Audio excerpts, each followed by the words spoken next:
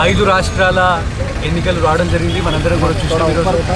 యావత్ భారతదేశ ప్రజలందరూ కూడా కులాలకు అతీతంగా, మతాలకు అతీతంగా ఈరోజు భారతీయ జనతా పార్టీ విజయాన్ని చాలా గొప్పగా జరుపుకుంటూ ఉన్నారు. మరి ముఖ్యంగా పశ్చిమ బెంగాల్లో భారతీయ జనతా పార్టీ గెలుపు ఇది జాతీయవాదుల గెలుపు. వందే మాతరం పుట్టింది అదే గడ్డ మీద.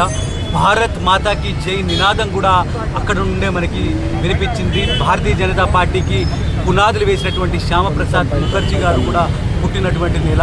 ఎంతో వందలాది మంది కార్యకర్తల బలిదానాల మీద ఈ యొక్క భారతీయ జనతా పార్టీ గెలుపు వచ్చినది. టీఎంసీ అతి దారుణంగా 300కి పైగా కార్యకర్తల్ని చంపడం జరిగింది.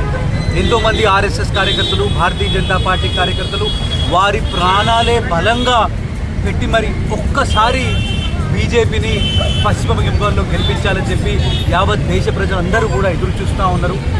కేరళలో జరిగినటువంటి ఎన్నికల్లో కూడా 49 సంవత్సరాల తర్వాత కమ్యూనిస్టులు భారతదేశ గడ్డ నుండి కూడా పూర్తిగా ఏ రాష్ట్రంలో కూడా ఈరోజు కమ్యూనిస్టులు ప్రభుత్వంలో లేరు.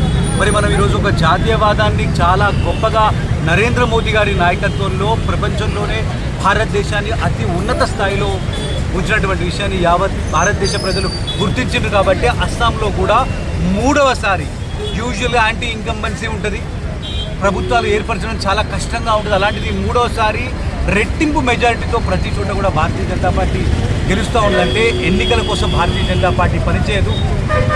అన్ని వర్గాల ప్రజల శ్రేయస్ కోసమే నరేంద్ర మోదీ గారు పనిచేస్తూ ఉంటారు. కాబట్టి ఈరోజు భారతీయ జనతా పార్టీ చాలా గొప్ప గెలుపు